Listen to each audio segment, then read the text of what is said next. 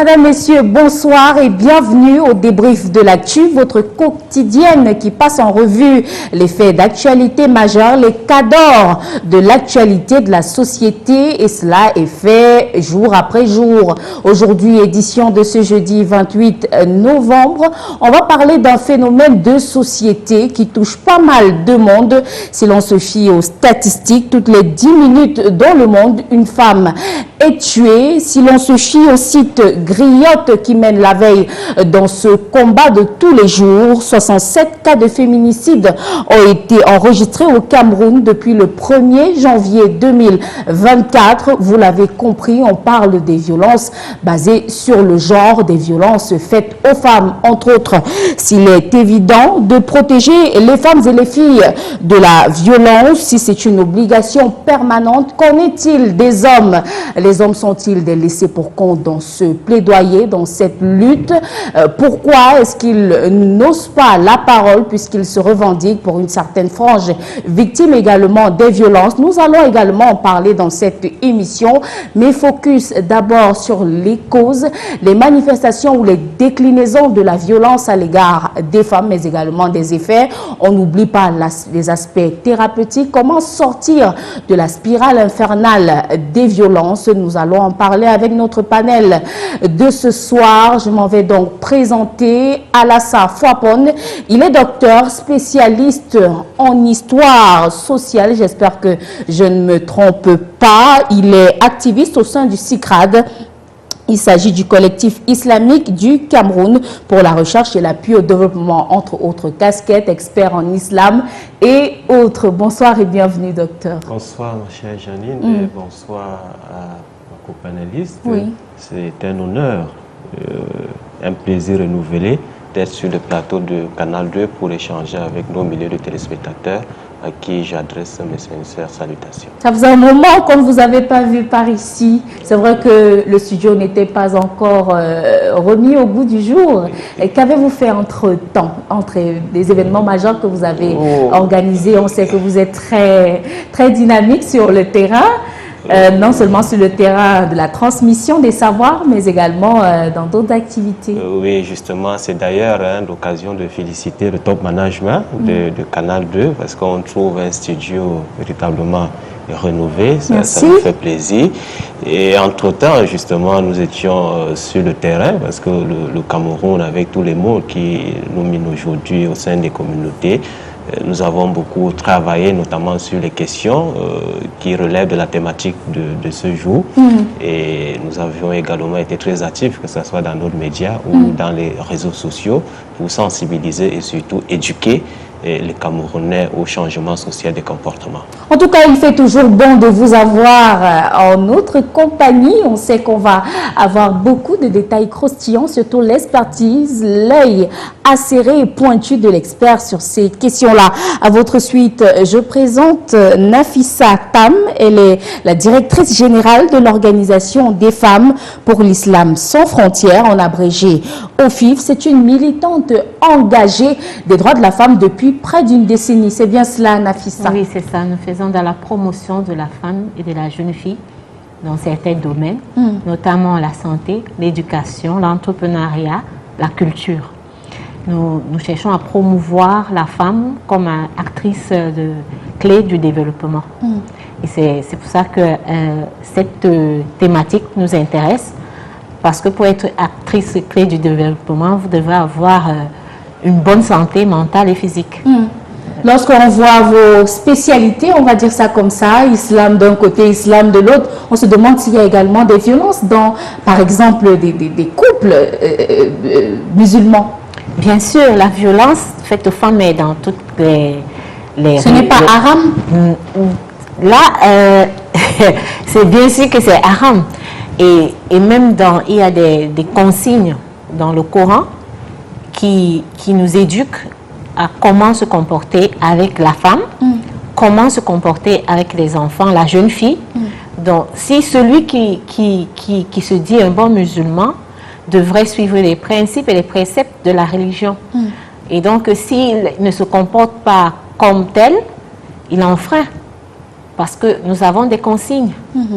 En tout cas, ce plateau, il est laïque. Le troisième protagoniste que nous espérons avoir avant la fin de ce programme s'appelle bien sûr Alex Mehdi. C'est le président de PAFA, l'association promotion et assistance de la femme africaine, très connu sur les plateaux et même en dehors. Il s'est toujours positionné comme un protecteur, comme un grand frère, comme un conseiller pour ces femmes-là qui ont besoin d'assistance, qui ont besoin d'orientation.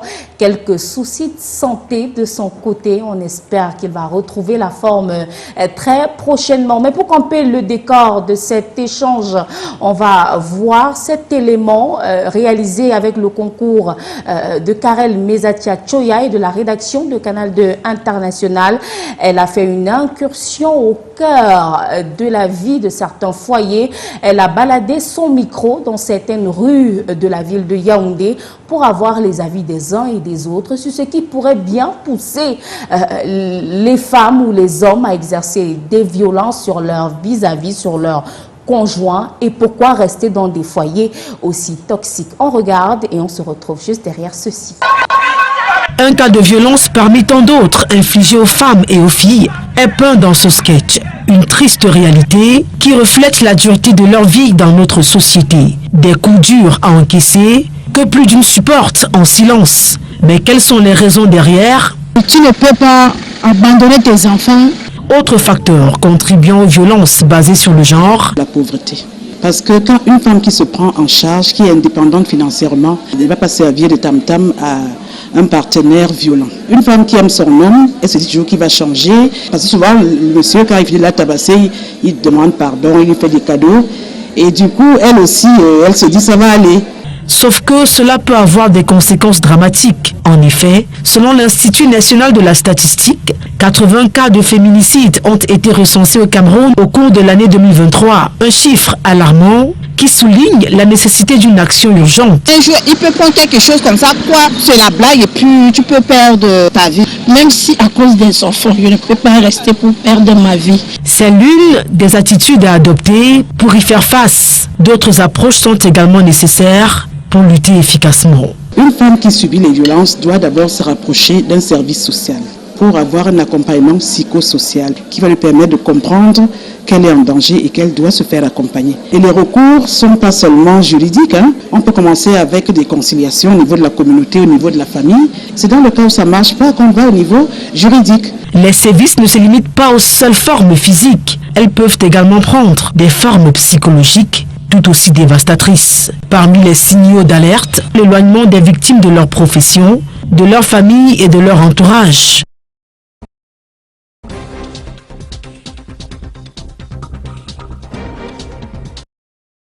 Voilà, dresser un tableau panoramique de la situation dans de nombreux foyers, dans de nombreux ménages. Il faut dire que les violences faites aux femmes, précisément, ne sont pas l'apanage du Cameroun. Dans le monde entier, le 25 novembre a été décrété Journée internationale pour l'élimination des violences faites aux femmes. Avec cette journée-là démarrent les 16 jours d'activisme pour les violences, contre les violences basées sur le genre, une période qui s'arrête le 10 décembre, journée mondiale des droits de l'homme, et c'est fait à dessein.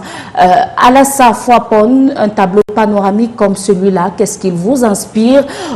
Tous les jours, on a l'impression qu'on parle des violences faites aux femmes. En 2024, qu'est-ce qui a changé? Comment se présente la courbe de ces violences-là aujourd'hui?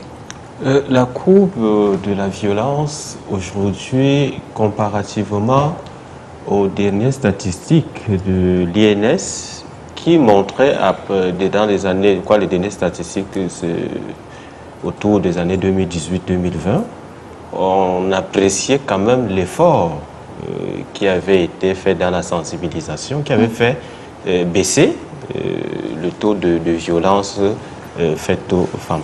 Mais malheureusement, ces dernières années, on a l'impression que ces statistiques sont encore en train de grimper. Et cela dû justement à plusieurs facteurs. Nous avons, entre autres, la vie qui devient de plus en plus chère, qui crée les tensions au sein des couples.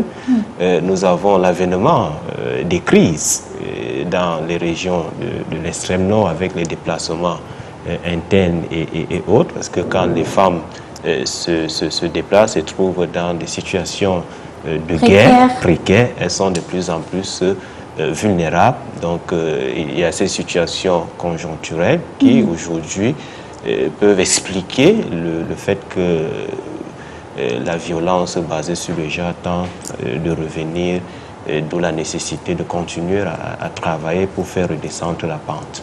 Nafissa Tam, c'est le même constat de votre côté, vous qui êtes une militante pour la protection des droits de la femme. Vous recevez, dans le cadre de vos activités axées autour de la communication, de la sensibilisation, des femmes qui viennent à vous pour poser leurs problèmes lorsqu'elles ne peuvent s'en sortir, lorsqu'elles ont besoin d'une oreille attentive. Est-ce que c'est le même constat sur le terrain? Oui, c'est le même constat, bien que le docteur nous a un peu fait un côté statistique, que c'est nouveau et que j'apprends et c'est bien.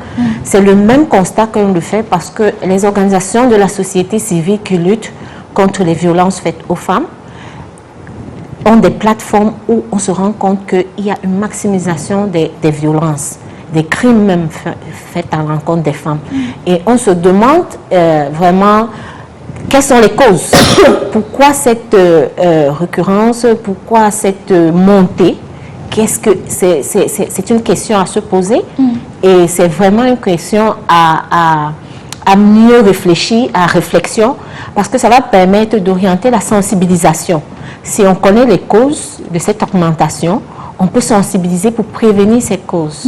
Oui. Et au quotidien, comment ça se passe? Est-ce que vous avez noté qu'il y a peut-être plus de femmes qui accourent vers l'OFIF?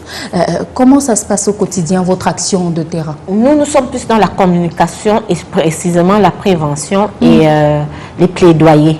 Mais nous travaillons, comme je l'ai dit, nous sommes dans une plateforme avec des associations qui font spécifiquement dans la lutte contre les violences faites aux femmes. Et dans cette plateforme, il y a des partages parce qu'il faut avoir l'information pour pouvoir mieux sensibiliser. Et on se rend compte qu'il y en a beaucoup.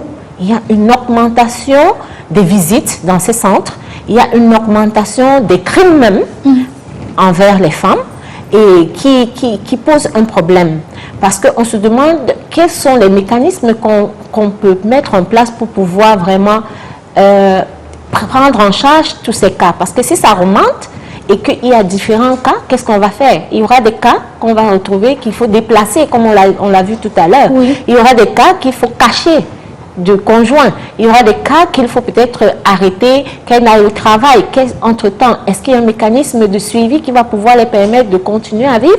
Et si ce sont les mères d'enfants, il faut déplacer avec toute la famille. Avec les enfants. Donc, je pense qu'il faudrait vraiment que ces 16 jours d'activisme soient bien poussés et que toutes les parties doivent s'intéresser à cette lutte pour pouvoir peut-être pas arrêter maintenant, mais diminuer les cas de violence faite aux femmes. Alors ça, s'il fallait contextualiser un peu la lutte, il y a beaucoup de voix qui s'élèvent pour dire que, ça je convoque à présent l'historien, peut-être pour comprendre ce phénomène-là. Beaucoup de personnes disent que la violence, par exemple, est inhérente à à la cosmogonie africaine, où on va vous dire, par exemple, que certaines tribus, on ne veut pas les citer ici au risque de peut-être créer la ségrégation ou de les stigmatiser, mais que certaines tribus, par exemple, des femmes de ces tribus-là, elles aiment bien être chicotées et que c'est par ces stigmates-là, c'est par ces symptômes-là, ces manifestations-là qu'elles estiment que leur conjoint a beaucoup de considération pour elles, les aime. Est-ce que on est encore capable, est-ce qu'on est capable de lutter véritablement contre les violences faites aux femmes dans un environnement où, dans des commentaires, lorsque vous voyez 5 hommes réunis, ils vont vous dire, mais non, elle aime ça, c'est son truc en fait. Oui, avant de répondre à la question, je voudrais très rapidement revenir sur quelques statistiques que nous avons récoltées auprès du ministère de la Femme, de la promotion de la famille, qui fait état en décembre 2024 de pratiquement 5364 cas de violences faites aux femmes, violences tout genre, repartis en régions comme suit: le sud 1911 cas, la région du sud-ouest 610 cas, la région du centre, 736 cas, la Damawa, 103 cas, l'extrême nord, 1298 cas, le nord, 322 et l'ouest, 136 cas de violence recensés par les services du ministère de la Promotion. On remarque tout de suite que l'extrême nord et le centre tiennent le peloton de tête. Le centre, le sud. Le sud. Bon, comment comprendre? Nous n'avons pas mené des enquêtes sur le terrain. Et j'espère que, bon, pour l'extrême nord, ça peut s'expliquer. J'ai parlé tantôt du déplacement interne, c'est-à-dire la crise que nous avons aujourd'hui, le Sud. J'espère que ce n'est pas le cacao qui sera l'origine, parce qu'on va évoquer, quand il s'agira de parler des causes, la question de la gestion financière au sein des couples qui créent vraiment les tensions. Bon, maintenant, pour revenir à cette question de l'évolution de la perception, oui, les Africains... Et même peut-être des blocages anthropologiques. Anthropologiques sur le plan culturel, ont vécu des moments où certaines pratiques culturelles néfastes pouvaient être adoptées comme des éléments endogènes à la culture. Mais en principe, ce qu'il faut comprendre, c'est que les cultures sont certes un système de valeurs de chaque peuple, mais elles ne sont pas figées. Les cultures sont dynamiques en fonction des contextes, en fonction de l'évolution du monde, ce qui fait que de temps en temps, il faut appeler à des ajustements culturels. Vous voyez, par exemple, chez moi, dans les anciennes époques, on enterrait, par exemple, les rois avec certaines de leurs épouses. Oui, des hommes ou avec certaines de leurs épouses, etc. Mais au fur et à mesure qu'on évolue, il faut réajuster, il faut ajuster les cultures. C'est pourquoi nous avons parlé d'un travail pour mettre fin à certaines pratiques néfastes qui étaient devenues une norme sociale. Il faut travailler sur les normes sociales de sorte qu'on ne voit plus ce qui est néfaste pour la santé psychologique, pour la santé physique. Et ça sera le même cas avec les questions de mutilation génitale chez la femme et autres, qu'on peut considérer comme des éléments culturels, mais qui, sur le plan biologique, sur le plan physique, ne permettent pas, sont nocives. Voilà. Donc, nous travaillons sur ce phénomène-là, et les enquêtes, justement, montrent qu'au Cameroun, c'est juste une minorité de personnes qui estiment que la violence faite aux femmes est un crime. La majorité de personnes estiment que dans nos cultures, c'est normal qu'on chicote un peu sur la femme. Je ne sais pas si c'est la même situation, si la femme chicote aussi également, non, comment ça sera ça, le discours n'est plus le même. Voilà. Donc c'est pour dire que même si c'est des éléments à un moment donné qui sont devenus des normes sociales, aujourd'hui il n'est plus question d'accepter. Il faut amener la femme elle-même à comprendre qu'il n'y a rien qui peut être amour que le fait de laisser qu'on tape sur elle. Et chez les enfants, je lisais encore un document qui était intitulé « Éduquer sans fouetter, éduquer sans battre ». Donc il faut apprendre effectivement des mécanismes aujourd'hui non violents pour résoudre les problèmes. Alors vous gardez la parole pour nous expliquer peut-être de façon concrète ce qu'on appelle violence faite aux femmes. Est-ce qu'une petite gifle, une petite tapette comme ça au passage, c'est aussi considéré comme une violence faite à la femme? Celles qui sont à la maison, qui n'ont peut-être pas le même niveau d'études que nous. Ici encore qu'il ne faut pas être Molière, il ne faut pas aller à la Sorbonne pour comprendre certaines choses, surtout des thématiques comme celle-ci. Qu'est-ce qu'on appelle violence faite aux femmes? Certaines pourraient par exemple s'identifier dans le tableau que vous allez faire. Oui, même au niveau du code pénal camerounais, il y a une sorte de catégorisation de violence, de VGB, qui sont entre 5 à 6 catégories de violence. Nous avions premièrement le viol. C'est-à-dire le viol, c'est le fait d'amener votre partenaire sans son consentement et parfois même pas des actes de violence physique à faire un rapport sexuel, c'est le viol. Nous avons l'agression sexuelle, c'est-à-dire l'agression où vous cherchez à agresser quelqu'un sexuellement, c'est-à-dire on va voir les traces de violence physique. Donc l'agression sexuelle, c'est un processus qui va aboutir au viol. Mais lorsque ça n'aboutit pas au viol, on parlait d'agression. Il faut dire sexuelle. Que ça existe également dans les couples mariés. Bon, là, dans le cadre légal, c'est récemment qu'on commence à accepter que même dans le couple légalement marié, il peut y avoir viol, il peut y avoir viol tant que votre partenaire n'est pas consentant. Donc, on a évolué de l'agression sociale qui peut même être les attouchements. C'est-à-dire que vous êtes dans un bureau avec votre collaboratrice et que vous faites des attouchements qui ne sont pas correct. Alors on peut parler d'agression sexuelle.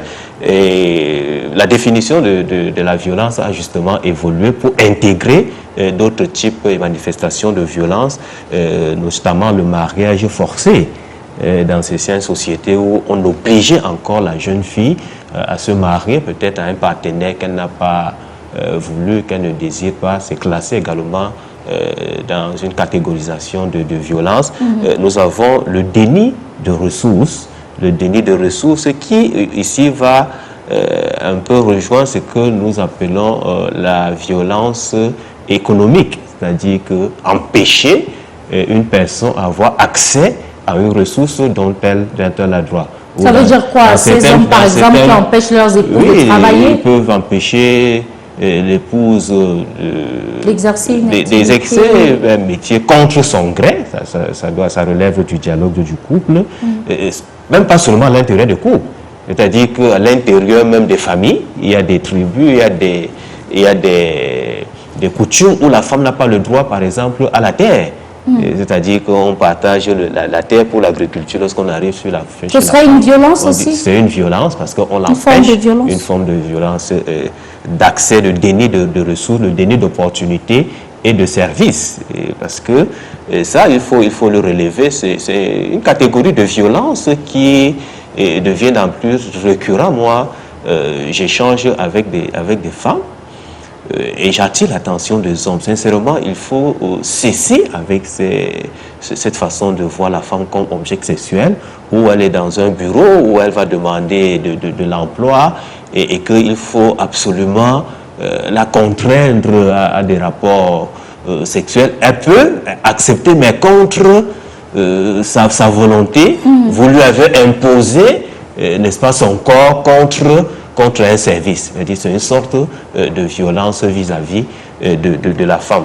Et la dernière type, c'est la violence psychologique ou la violence émotionnelle. Il y a des femmes qui me disaient encore, il y a dans les couples où le mari décide par exemple de ne pas vous parler.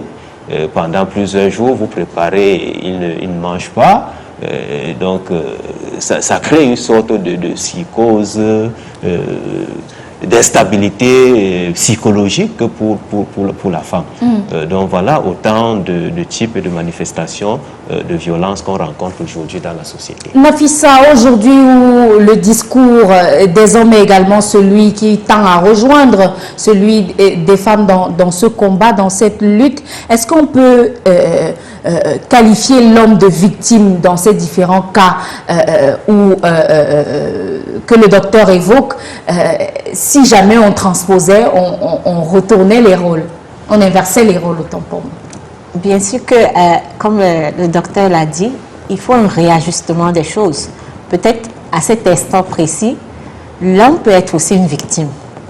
Mais la différence, c'est que la femme a été victime depuis longtemps.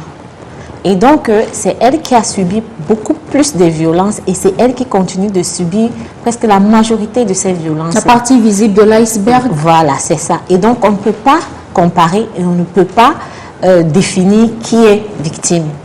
C'est vrai que si on retourne dans le côté, peut-être je pourrais dire historique ou anthropologique, si le docteur va nous le dire, peut-être la femme devient le bourreau parce qu'elle en a tellement subi.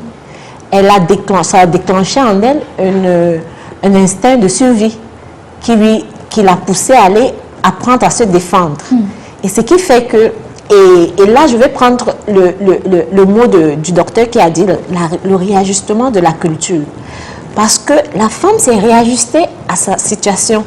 Et c'est là où ça devient grave, parce que au fil où elle a cette colère ou bien elle a cette injustice qu'elle subit et qu'elle a le pouvoir maintenant de réagir, je pense que l'instinct devient extrême. Parce que si vous imaginez une personne qui garde la colère, qui subit l'injustice, qui subit, quand elle ressent cette injustice, ça devient plus violent. Je crois que le degré va être un peu plus élevé. Et c'est pour ça que les hommes se sentent maintenant attaqués. Les hommes se sentent... Est-ce que vous avez l'impression que dans la société aujourd'hui, les femmes sont plus violentes, plus caractérielles, est-ce qu'on peut trouver peut-être dans ce comportement-là les racines de violence qui leur ont été... Bien sûr, parce qu'à un moment où tu te rends compte que ce que tu vivais est une violence, tu es révolté. Et cette révolte devient à une intolérance. Et c'est là où tout commence, parce que s'il avait l'habitude de me parler sur ce ton, et que je découvre que ce ton n'est pas le ton approprié, je deviens rebelle. Je deviens celle qui va chercher à tout moment à prouver que non, tu n'as pas le droit. Et c'est là où ça commence à devenir un problème, parce que ça dépasse le rôle même de l'homme qui devrait être le chef de famille. Et ça devient là où il doit d'abord comprendre, à s'éduquer lui-même pour savoir que celle-là, elle connaît déjà ses droits, elle connaît ce que je peux faire. Mais maintenant, comment est-ce que m'adapter à cette connaissance et à ce comportement? Parce que maintenant, les femmes sont intolérantes. Elles ne supportent plus. Tu parles d'une certaine manière, elles se disent, ok, moi, je vais aller apprendre le karaté. Cet homme-là, il croit que... Parce que ça commence comme ça. Ça commence par le gronder, hausser la voix, manifester peut-être une action d'intimidation. Elle commence à réfléchir que ça, ce sont les étapes qui vont venir à la violence. Oui. Donc, je dois me préparer. Et prochainement, dès que vous faites un coup, elle vous frappe. Alessa, quel regard vous portez aujourd'hui sur ces hommes qui revendiquent également le statut de victime de violences basées sur le genre, ceux qui osent le dire en tout cas, puisque l'acception, l'idée générale voudrait que les hommes soient orgueilleux, en tout cas dans notre contexte à nous, qu'ils n'exposent pas leurs faiblesses. Quelqu'un ne va par exemple pas venir déclarer que sa femme le frappe ou qu'il est intimidé par elle. Et quel est le regard que vous portez aujourd'hui sur ce plaidoyer que d'aucuns voudraient faire accepter à la société? Je voudrais très rapidement, avant de répondre à cette question, dire, quel qu'en soit le cas, on ne devrait pas justifier le fait qu'il existe des cas de violence faites aux hommes pour dénier ou alors pour justifier la violence faite aux femmes. Ça, il faut comparer. Pour les études comparatives. Dans nos sociétés, dans nos cultures, même si à un moment donné, on a voulu faire croire à la femme, oui, la femme doit se montrer égale à l'homme, elle n'accepte plus d'être le sexe faible. Sa place n'est plus à la cuisine. Bon, la place à la cuisine ne veut pas forcément dire que c'est une image. C'est une image. Lorsqu'on dit la place mais de la femme. Nous disons que dans nos sociétés, la femme, même si on ne dit pas qu'elle est vulnérable, mais les lois sont faites pour la protéger. Pour la protéger parce que c'est la mère de l'humanité. Quand vous protégez votre l'œuf, on l'a longtemps qualifié de sexe faible. Quand on dit le sexe faible, c'est un peu péjoratif. Quand on dit sexe faible, il faut plutôt, c'est-à-dire que c'est un outil précieux. Quand quelque chose, vous n'allez pas dire que l'or est faible parce qu'on doit la protéger et l'or doit être gardé de façon très précieuse par rapport peut-être même au fer. Le fer peut être plus solide que l'or, mais la façon de conserver votre or n'est pas de la même. Donc, dans l'ensemble de nos cultures, il était question qu'on protège la femme. On protège la jeune fille, on protège la femme même dans le couple. Ce qui fait que les hommes doivent également comprendre que la société est mouvementée, il y a des dynamiques. ces dynamiques sont liées à la fois à des conjonctures à la fois internes et externes. Avec la mondialisation, l'évolution du système éducatif, les filles que nous avons aujourd'hui n'ont plus les mêmes référents, n'ont plus les mêmes repères d'éducation que nos mamans d'hier. Donc il y a des choses que nos mamans hier supportaient parce qu'elles avaient reçu un type d'éducation que les jeunes filles d'aujourd'hui ne supportent plus. Donc automatiquement, il faut changer votre façon de voir la femme, votre façon de dialoguer avec la femme. Et c'est cette façon-là qui va vous permettre d'éviter de tomber sur des cas de violence faites aux hommes. Est-ce à dire que le discours des hommes qui se disent victimes passe mal aujourd'hui? Oui, le discours... C'est inapproprié. Le discours... C'est pour cette raison que peut-être qu'on va y arriver. Nous avons organisé une table ronde où nous parlons justement des perceptions des discours sur les questions liées à la violence. Comment est-ce que les communautés perçoivent le discours? Justement, il n'y a que les hommes qui comprennent qu'ils sont de temps en temps victimes de violences, qui comprennent ce discours. Et d'ailleurs, beaucoup n'arrivent même pas à dénoncer. Parce que dans la mentalité, dans nos cultures, l'homme ne peut pas s'avouer faible vis-à-vis de la femme. Donc cet orgueil-là permet à l'homme de dire, même si je subis de la violence, je préfère intérioriser cela parce que si j'extériorise, si je dénonce, même auprès de ma famille, on va se moquer de moi. Donc il faut aujourd'hui, peut-être dans les mécanismes de sensibilisation, attirer l'attention justement que ce soit de l'État, des partenaires, des organisations internationales, qu'il faut dans le système d'éducation pour la lutte contre les violences, de ne pas oublier qu'il y a des hommes qui subissent les violences, même si elles ne sont pas Quels sont les types de violences qui sont propres aux hommes? Il y a des cas de violence physique. On en a vu, il y a des femmes qui, comme Nafisa disait tout à l'heure, je ne sais pas si elles ont été formées de thérapie. Oui, ça peut être un coup de lâcheté, avec de la marmite, on te fracasse la tête. Ça peut être qu'il y a des femmes qui sont plus fortes que leur mari. Mais je tiens à dire aux femmes que ce n'est pas parce que nous avons le petit corps que nous autres aussi qu'elles veulent. Mais pas du tout, on n'est pas dans le rapport de force. Voilà, ce n'est pas un rapport de force.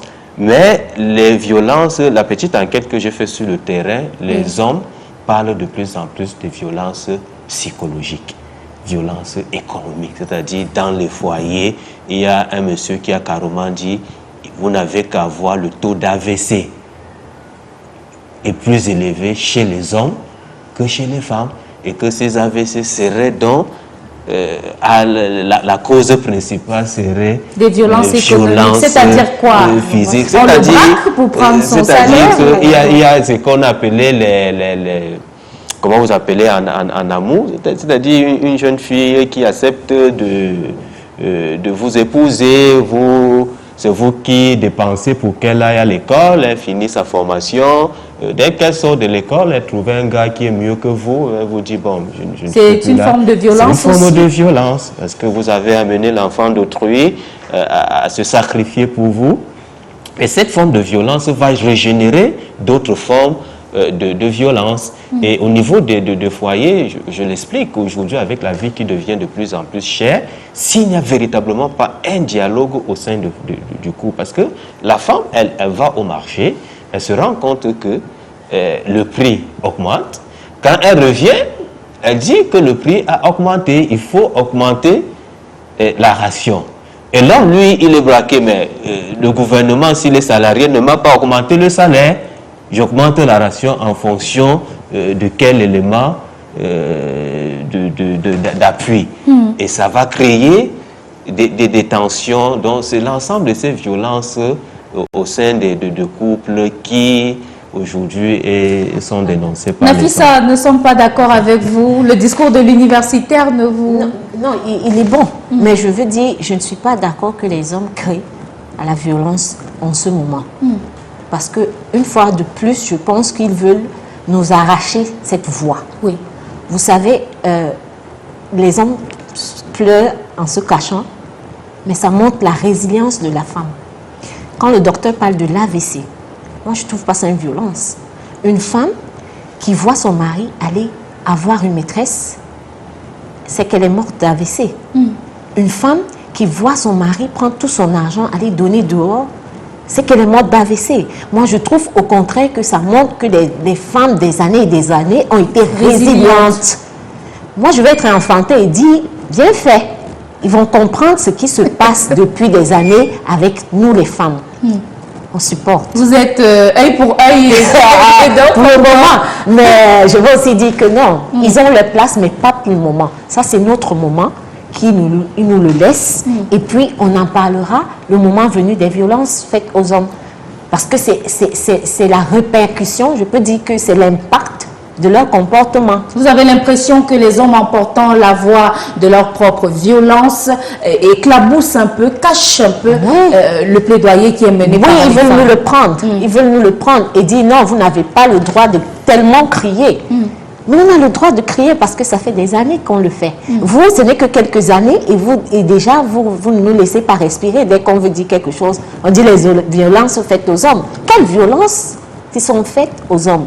Si vous regardez la hauteur de la brutalité qu'un homme fait à une femme, je crois que si on peut compter le pourcentage de cette hauteur envers les hommes, elle est très minime. Les femmes qui se font découper, les femmes qui se font tuer, combien d'hommes ont été tués? Combien d'hommes ont été bastonnés à la mort? Il n'y en a pas. Vous dites il y en a quand même, par accident, ça arrive. Bon, je veux dire, et quand je dis il n'y en a pas, je veux dire que le pourcentage est minime par rapport à combien, sur 10 cas de femmes qui meurent, ou bien qui sont infimes, ou bien qui subissent des dommages, il y en a, elle est minime par rapport à celle des hommes. Donc, ça veut dire que la hauteur de cette violence, c'est parce que déjà, l'homme se dit qu'il est plus fort que la femme.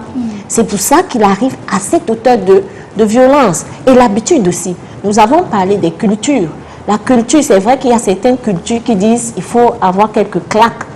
Ça, c'est la culture. Mais le problème, c'est qu'on oublie que l'instinct de l'homme est sauvage. Donc, ça veut dire qu'il commence par une claque à un minimum de 0. Mais au fur et à mesure, la claque, il se dit, elle est habituée. La claque se transforme. Et c'est là où il y a le danger. Parce que les cultures qui promeuvent cette culture oublient qu'au fil des temps, ça augmente la violence. La courbe de la violence peut augmenter. Parce que si c'est que je t'ai donné une claque une fois, elle a l'habitude d'une claque. Il faut que j'augmente la fréquence ou bien la frappe. L'intensité. Voilà, l'intensité. Et c'est là où ça commence à être dangereux. Parce qu'il va augmenter l'intensité tout le temps. Et arrivé une fois, il te donne une claque intense et tu te retrouves la tête au mur.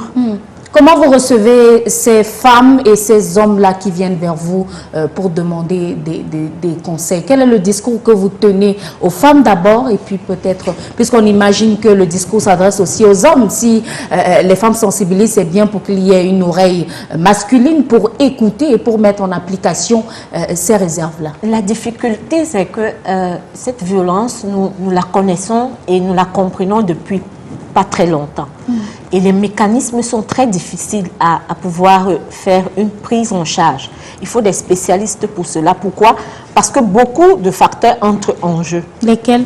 Il y a le facteur où la femme, parfois, elle-même ne comprend pas qu'elle est en train de subir une violence. Elle se dit peut-être que c'est normal, ou bien peut-être que elle banalise la violence. Il est comme ça, il est difficile. Exactement. Elle banalise la violence. Et parfois, l'homme, dans la culture, comme on dit, bantou, il va te dire non, c'est notre culture. Et il banalise aussi la force de cette violence. Et ce qui fait qu'il faudrait des spécialistes, il faudrait beaucoup de sensibilisation. Surtout, moi je dis des scientifiques, des spécialistes. Quand je dis des scientifiques, ce sont des sociologues, des psychiatres, des psychologues, des anthropologues, pour qu'ils prennent en compte, parce que si les anthropologues nous disent à quel moment la violence a augmenté, à quel moment c'est sorti de la culture pour être plus que la culture. On va comprendre comment mieux sensibiliser pour dire non, vous sortez déjà de la culture. Tout à fait. Vous sortez, quand vous frappez votre femme, ce n'est plus cette culture parce que vous ne savez plus à quelle fréquence vous la frappez ou bien à quelle violence vous la frappez. Ça sort des petites claques qu'on peut faire, comme on le dit, mais il faut déjà aussi qu'on éduque les hommes à éviter ces petites claques. Ça ne veut pas dire que, parce que les femmes aussi, il y a un côté de sensibilisation qui doit se faire de deux côtés. Parce qu'il y a aussi des hommes qui viennent, qui nous disent, ok, parce que vous parlez tellement des violences faites aux femmes, on ne peut plus parler à la maison. Dès qu'on dit voilà, elle est déjà... Donc, je pense que la sensibilisation doit se faire à deux niveaux. Dans les deux sens. Il faudrait que chacun comprenne que nous sommes des êtres humains avec une patience limitée. Donc, ça veut dire que si une femme, parce que j'ai vu une vidéo dernièrement, une femme qui se lève, elle est en train de discuter avec son homme, elle se lève, elle va le gifler, elle le frappe. Et lui, il a frappé, mais elle est partie se cogner la tête. Donc, ça veut dire que là, elle va crier violence, mais aussi, il faut faire attention. Elle a bien cherché. En tout cas, la lutte est en cours. On a 16 jours d'activisme pour hausser le ton, pour lever la voix et porter celle de ce plaidoyer des violences faites aux femmes dans cette convergence d'action, dans cette synergie d'action. Le Cameroun, les autorités institutionnelles et même indépendantes, la société civile, la communauté internationale font bloc pour parer les violences basées sur le genre. C'est le cas de l'Union européenne qui prête volontiers sa voix depuis de nombreuses années à ce plaidoyer. On regarde cet élément et on se retrouve. La problématique des violences faites aux femmes et aux filles au Cameroun touche les acteurs ici réunis. Issus d'horizons divers, ils mettent leurs idées ensemble pour lutter contre ce fléau et le réduire à néant. Dans la gâchette de propositions, l'élaboration des programmes d'éducation et de conscientisation. Nous devons faciliter les voies de dialogue et d'échange. Et voilà, donc pour moi, cette nécessité d'agir ensemble contre ce problème qui touche finalement toute l'humanité était pour moi extrêmement important. Autre suggestion, dépasser les législations et les dispositifs existants pour renforcer l'autonomie des femmes sur tous les plans et utiliser l'art comme un levier de changement. Et je crois que l'art est une porte merveilleuse pour que justement les imaginaires changent et que toutes et tous, car ça concerne aussi les hommes, se deviennent une impossibilité mentale que de recourir à ces violences, qu'elles soient physiques, sexuelles, morales ou de tout autre ordre. Des artistes ajoutent justement leur voix au combat pour amplifier l'impact. Comment est-ce qu'on peut rappeler aux nouvelles générations, je pense que c'est surtout à ces enfants qu'il faut s'adresser désormais, le fait que l'amour est au centre de toute cohabitation et que lorsqu'on parle de cohabitation, on parle non seulement de la personne avec laquelle on vit dans notre maison, mais également notre quartier dans notre quartier et à une échelle plus grande dans la ville, etc. Ça va se faire durant les 16 jours d'activisme lancés ce 25 novembre à Yaoundé.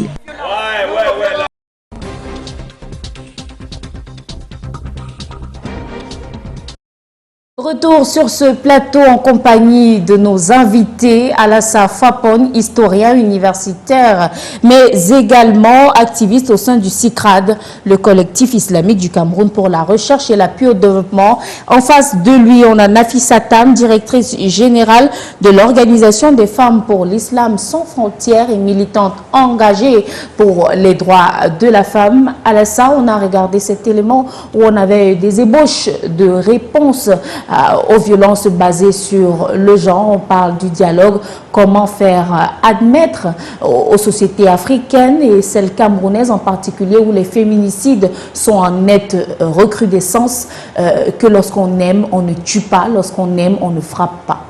Oui, pas seulement aux sociétés africaines, mais je crois que vous avez dit à l'entame de l'émission, c'est un phénomène qu'on ne retrouve pas seulement en Afrique, même en Occident, en Europe, c'est la même situation. Par rapport aux chiffres. Par rapport aux chiffres, il y a des conjoints qui battent sur leurs conjointes, des cas de décès, de féminicide. Donc c'est un phénomène mondial. C'est d'ailleurs pourquoi il y a eu des conventions parce que le Cameroun a justement ratifié la Convention pour l'élimination de toute forme de violence à l'égard des femmes, et également l'accord de Maputo sur l'élimination de l'égalité. Pour dire que il faut éduquer, il faut sensibiliser, mais nous insistons beaucoup plus sur la SBC, parce que c'est avec ça que nous travaillons avec nos partenaires. Qu'est-ce que c'est la SBC? La SBC, c'est Social Behavior Change, parce qu'on s'est rendu compte que sensibiliser, c'est parfois passer l'information. Mais le but de la SBC n'est plus seulement de passer l'information, mais que l'information qu'on passe soit capable de transformer la perception, ou bien de transformer une norme, de faire abandonner une norme qu'on juge positive vers une perception négative de cette norme.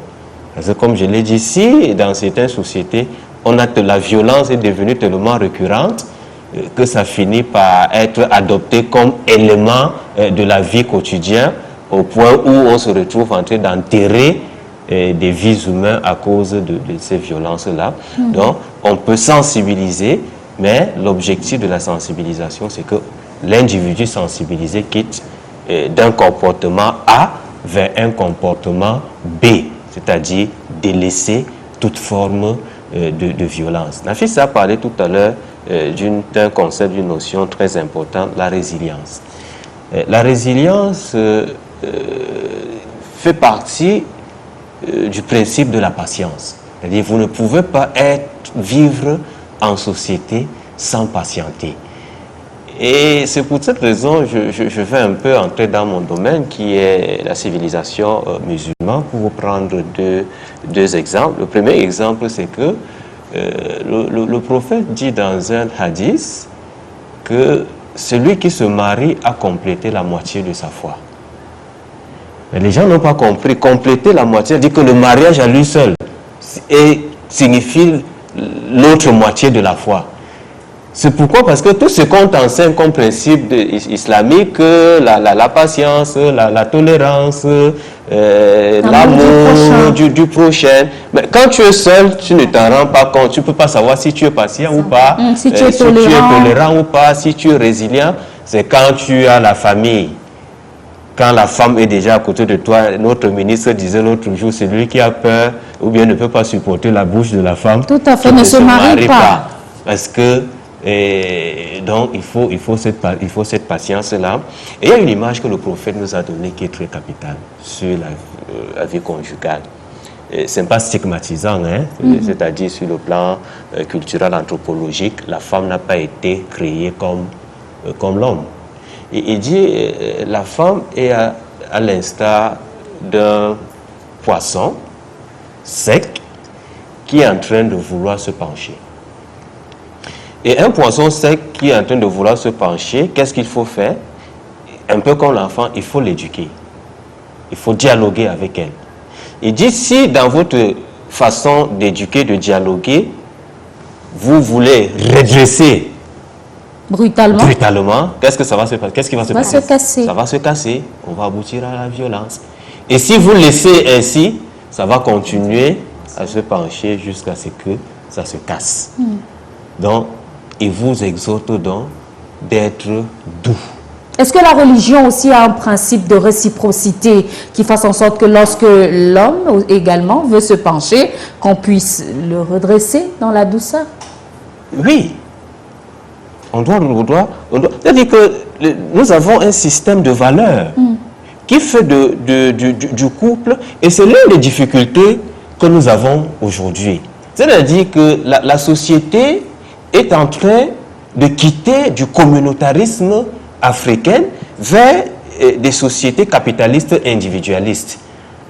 Parce que le mariage, le couple était un phénomène social, donc encadré d'abord par une communauté. Mais aujourd'hui, c'est chacun qui décide d'être le roi de son couple, jusqu'au niveau d'éducation des enfants. À notre époque, n'importe quel parent à l'extérieur, n'importe quelle maman, n'importe quel père pouvait dire à l'enfant, oh, ce que tu fais là, ce n'est pas bien, et te corriger. Mais aujourd'hui, tu ne peux plus parler à l'enfant d'autrui n'importe comment. Ce sont ses parents qui vont te dire vraiment, je t'ai pas envoyé. On ne parle pas à mon enfant comme ça. On parlait à mon enfant de cette façon. Donc, dans nos mécanismes internes, il y a des possibilités d'éduquer l'homme. La femme peut le faire de façon directe ou bien par personne interposée. C'est-à-dire qu'on enseigne à la femme comment, si l'homme a tel comportement, voilà comment tu dois essayer de lui parler. Oui. Et si ça ne va pas, il faut passer par tel ou tel autre proche pour le ramener à la raison. Nafissa, votre dernière prise de parole, certainement, comment se reconstruire et riposter si besoin est en cas de violence? Est-ce qu'on guérit véritablement des séquelles des violences? Non, je ne crois pas. C'est un long chemin parce que ça dépend de la longueur des violences subies. Et il faut aussi cette longueur pour se reconstruire. Mais je pense que, comme je l'ai dit, la résilience de la femme peut la mener à surmonter beaucoup de choses. Et parfois aussi, la femme ses enfants sont une force pour elle. Celles qui ont des enfants, c'est toujours une force pour elle. Et je vais dire aussi qu'on a aussi besoin que la population ou bien la communauté scientifique aussi s'approprie cette lutte. Pourquoi? Parce qu'on a laissé cette lutte aux organisations de la société civile. Et on se dit que cette lutte est féministe. Elle n'est pas féministe.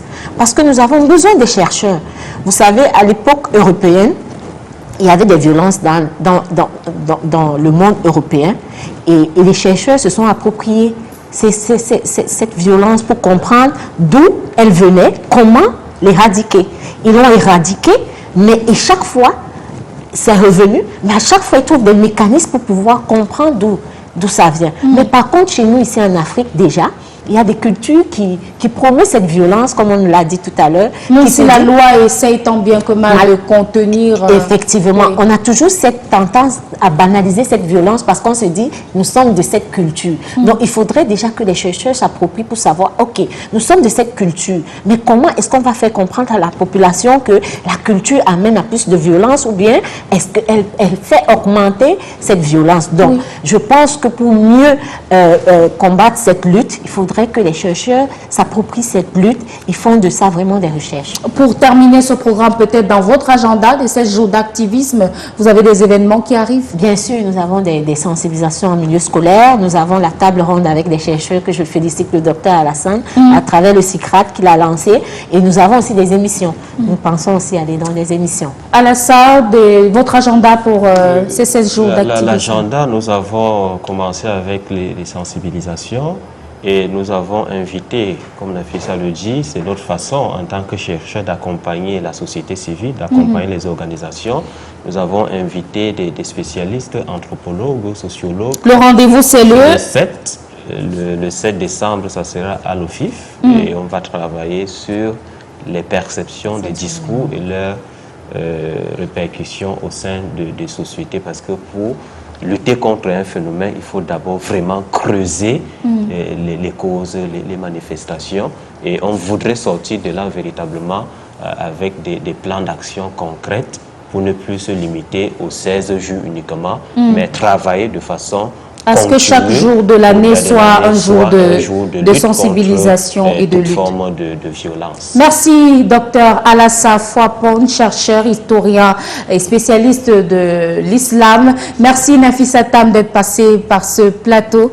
Merci de m'avoir eu dans ce plateau et félicitations pour le plateau extraordinaire. Merci beaucoup. On remercie également le top management de Canal 2 International qui nous a fait ce beau cadeau qui met nos invités à l'aise et permet d'échanger sur des thématiques pertinentes. Autre rendez-vous dans cet agenda, la Journée mondiale des femmes défenseurs des droits humains. Ce sera le 29 novembre, donc demain. On fait un coucou à Maître Alice Com qu'on a très souvent vu dans la posture d'Amazon sur ces questions-là. Merci à vous de nous avoir suivis. On fait un coucou aux internautes qui nous suivent depuis les plateformes digitales de Canal 2 International, YouTube, Facebook, mais également ToPlay, téléchargeable sur Play Store. Ne ratez surtout pas le débrief édition de demain, vendredi 29. Vous serez en compagnie de Marc pas de Marc Chouamot, autant pour moi, de Mathieu Fongois. Je m'emmène un peu les pédales, mais un coucou à Mathieu qui va vous tenir en haleine demain dans le cadre du débrief sport. En attendant, restez en compagnie des programmes de Canal 2 International. Ne quittez pas, le journal c'est dans quelques minutes seulement avec Aimé Catherine Moukouri. Restez des nôtres, la chaîne verte est là pour vous, toujours plus proche de vous.